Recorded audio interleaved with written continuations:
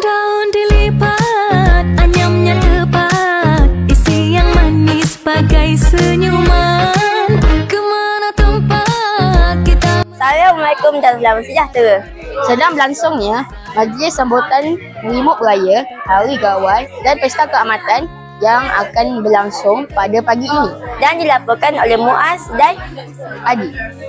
Kurang pinggang, makanlah makan berpinggan-pinggan.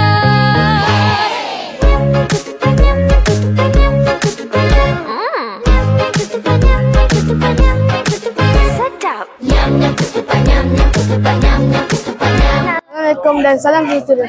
Kini saya bersama seorang pelajar tingkatan 4. Sebelum itu perkenalkan diri dulu. Nama saya Limatul Sadia binti Abdullah. Saya dari kelas 4 Alfa. Soalan pertama. Apakah perasaan kamu bila dapat meraihkan Hari Raya bersama rakan-rakan? Perasaan saya rasa gembira dapat raya dengan kawan-kawan. Kan sebelum ni kita raya dengan family kan. So adalah kita punya dapatlah beraya dengan kawan-kawan macam tu lah. Soalan kedua. Berapa lamakah kamu ingin macam nak siapkan pakaian ni, berapa lama? Kejap je dalam pakaian dengan tudung dalam 5 minit, 6 minit macam tu. Tapi kalau make up tu dalam setengah jam lah.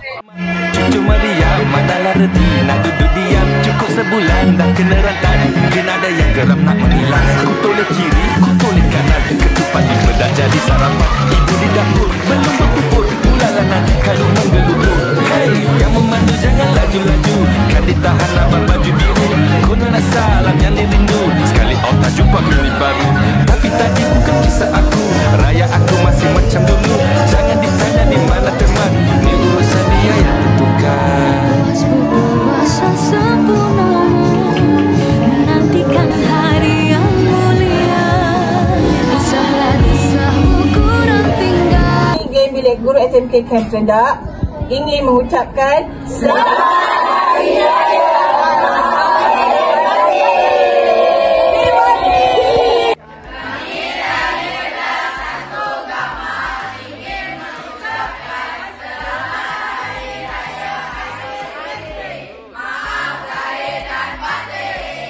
Kami warga Aspuri ingin mengucapkan Selamat Hari Raya Aidilfitri. Maaf lahir dan batin.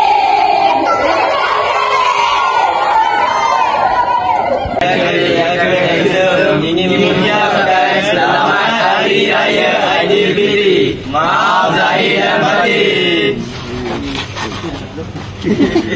Kami ahli TVPSS ingin mengucapkan Selamat Hari Raya Aidilfitri. Maaf zahir dan batin.